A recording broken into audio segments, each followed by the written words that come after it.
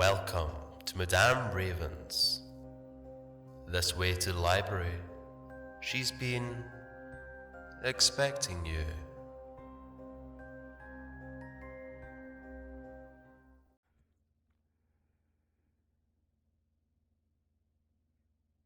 Wanted, Dead for Death by Generic Yeet from the subreddit Madame Raven's Darlings.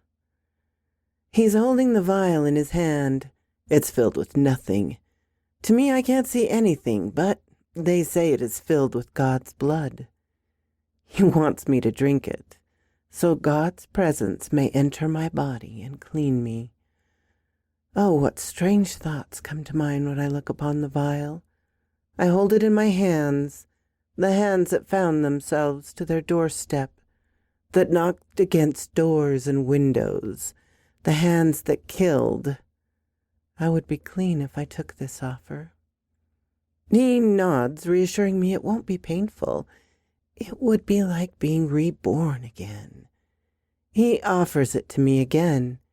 He pushes it into my hands very slowly, and when I don't move to take it, he moves it away.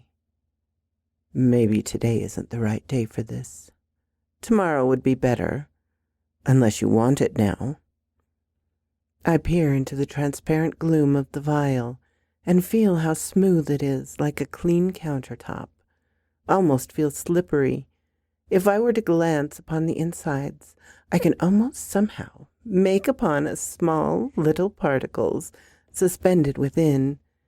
They seem to be frozen in a state of absolute stillness, like time's great and controlling grip on all life, and all things do not exist, seemingly within this vial, this tiny vial that I could smash on the ground into 1,000,000,000,000 pieces. You know what? Why not come tomorrow? You seem a little pale right now, so have a good night. I walked out of the door with my cap and my coat, staring at the vial as I left, watching it, seeing if I could spot it change in front of me, to show me what it can really do. I've forgotten that today the moon does not shine so bright, because it too is being reborn again. I see only the skies covered in clouds that remain dark and are filled with rain, completely soaked with rain, ready to unleash it on any wandering passer-by. I can see an officer driving by. His eyes wander to me with worry. The car stops on the side. The officer gets out. I know he's going for me. He knows the picture. I was all over the news for a few months, and then vanished like hot gas. I thought it was over, however. The law never forgets. He's checking my face into his memories just to double-check. He wants to be sure, and the moment he is, I make my move.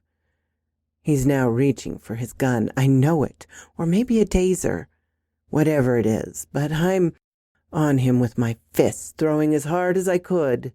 He falls down and I land on top of him, my fists still going.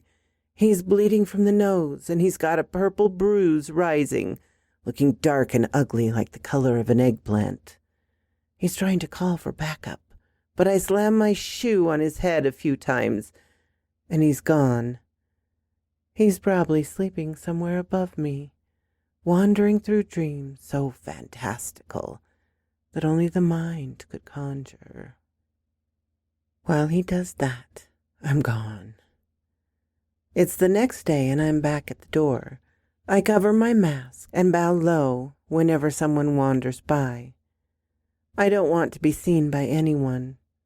The door opens quick and hands grab the edge of my shirt and pull me in fast. They want me to decide now. No more delaying, or else I'm out of the shop. The cops needed an incentive, and they've got it now.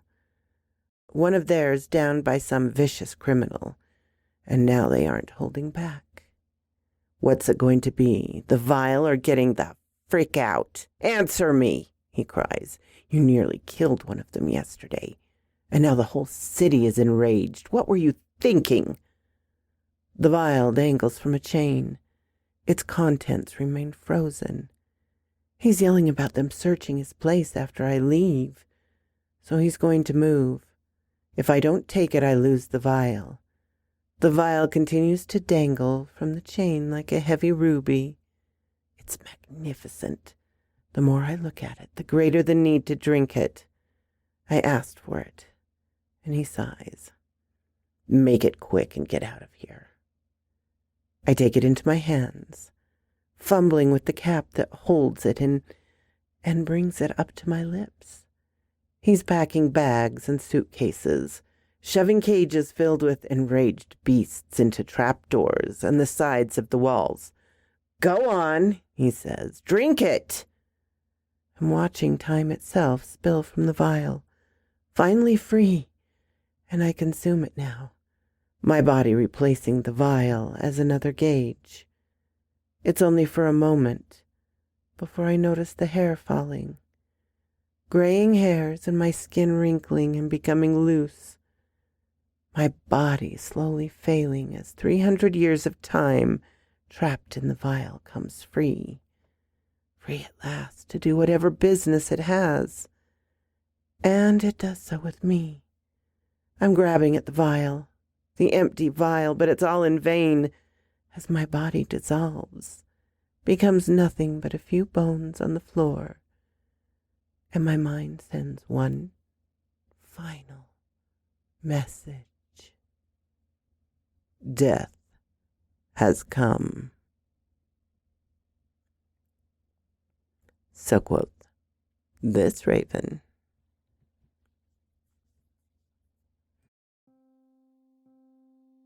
Thank you so much for coming to my little chateau and visiting me.